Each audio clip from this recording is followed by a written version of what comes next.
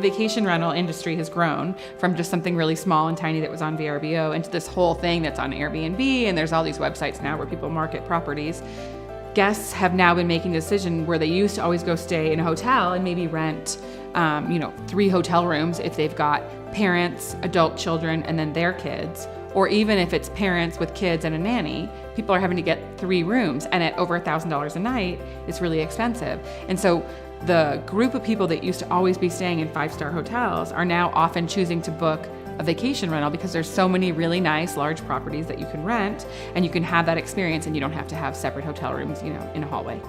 And so we have found that because a lot of our guests are transitioning from being a hotel guest to being a vacation rental guest, we need to find ways to accommodate what they're used to in a hotel experience.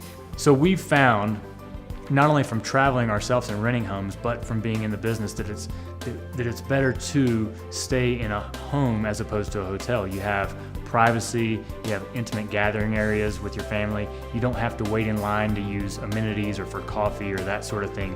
You have it all right there in the home. We've had a lot of guests that choose to stay in vacation rentals versus hotels because they really, really value their privacy. And I think a lot of people these days value their privacy, but especially those VIPs. And so we found that we can offer them complete privacy, but still in an awesome location like they might be used to staying when they stay at a 5-star hotel. They still can ski in, ski out from the house. They can still look out the window and see the best possible views in that location, whether it's Jackson Hole or Park City. They still have that primo location experience, but this time it's in a totally private home